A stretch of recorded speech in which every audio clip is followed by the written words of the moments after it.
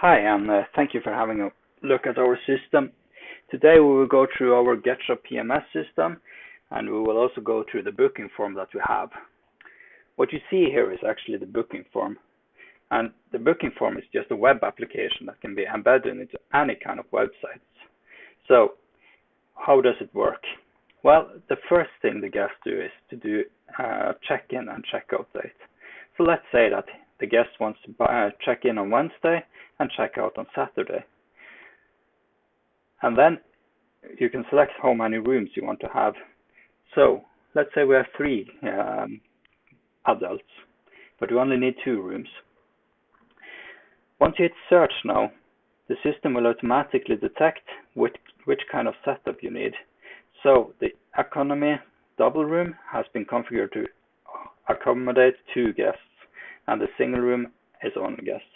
So the best possible solution for these guests are to book this offer, which is already set. If you don't like the predefined setup, you can change that at any time. So let's say we are happy with this one, and we can continue. Then we have to enter the guest information, and this is quite important because the guest information is used to communicate with the guest. If there is something wrong here, the guest will not receive the code for access codes and etc., and maybe have to call the service desk.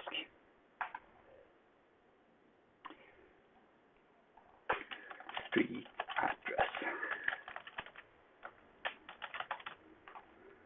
And we have a term and condition that the guests have to agree to in order to continue. This system is set up with a DIBS payment integration, but we do support other payment integrations as well. So now, once I will just do a test card here and insert that one into to complete the booking. And 24, and pay by Visa. Once the payment has been successfully done, it says, thank you for your order. This one can be set up to be any kind of message you want. And the payment now is complete. The guest has completed booking, and it's now available in the PMS system that we are going to have a look at right now. The first thing you see when you get into the PMS system is the dashboard. The dashboard just gives you key notes about what's going to happen, so it's quite a nice status here. Let's just head to the bookings. The bookings consist of a few different options here. The first thing that normally happens when you go into this one is that you see all the latest registered bookings. So you can see that there is a few bookings with no name. This is a quick reservation information that we are going to come back to when later in the news section. Also, we can have a quick look at the booking here. This one. When you click on it, it will expand, and you will see the different options. The first thing you see on the left side is the booking, which gives you the general information and the guests. You can add more guests, or you can change the guest information, or you can change the general information, or you can delete the room or add a comment. These numbers and emails are used to communicate with the guests. So if you use the message feature, you will be able to send text message directly to the phone number or email. Or if you're using the Apex system, you will also be able to see that it sends message directly to this one with the access code. The stay information is here you change the stay, so you can change the check-in date or checkout date. You see the daily prices for each stay night, and you can change room or category.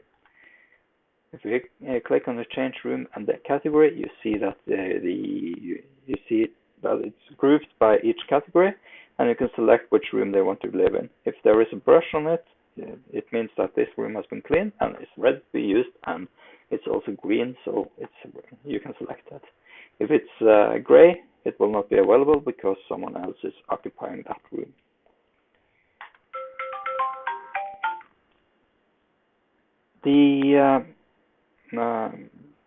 Sorry about that, it was a phone calling. The add-ons feature is quite powerful. You can have a lot of different add-ons, and you can create add-ons as you go. And this one is added at breakfast, and it has a count for each guest. You can say that it's included in room price, and you can configure the add-ons to be either per guest, per night, or per day, or not. So it's a quite powerful add-ons system. If you have our restaurant system, it will also be possible to add add-ons directly from there for like dining, and it will come up here. The access code is automatically generated and automatically sent, or you can click here to block access, or resend code, or regenerate code. If you click on that one, it will communicate with our APAC system and regenerate the codes to be sent. And if we go to payments, we do have the possibility to start a payment process. How that works is that if there is missing payment on a room or group, it will be automatic. You can add that one to be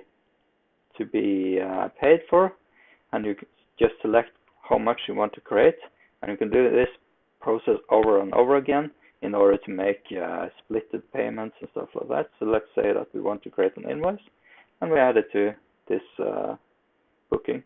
Now it says missing on group 0, and there has been created for everything in this group, because this one booking is part of a group booking. And you have a log, which you can see everything that has happened with the guest. You can see what kind of information has been communicated and that kind of stuff. So let's just have a quick look at the new feature here. This means that you can add more bookings to this system. So the first thing you do, you select the from and to date. So let's say you want to create a booking from 20 to 22nd of May, and you will see automatically how many rooms are left. So let's say that we do add 3 rooms. Once you have clicked add room, you will see that you have a few different options here. The list is you need to confirm the rooms, and once you have confirmed the room, you can add it, create it to a private person, a company, or existing customer, or a quick reservation user. If you click on a quick reservation user, it meant to be that you collect the data or information at a later point. So click on that one. You see that it will automatically take us to the group booking. There is 3 rooms here connected to this group, and 3 rooms are reserved. 0 payment and no booking information, so you need to add more information at a later stage. You have the availability view, which is a bit different from other CMSs, and the main difference here is the floating booking feature. The floating booking feature is the bookings that are transparent, and it all says booker name because I have just changed the name on all the bookings. This normally shows the name of the guest, and if they are green, it means that they are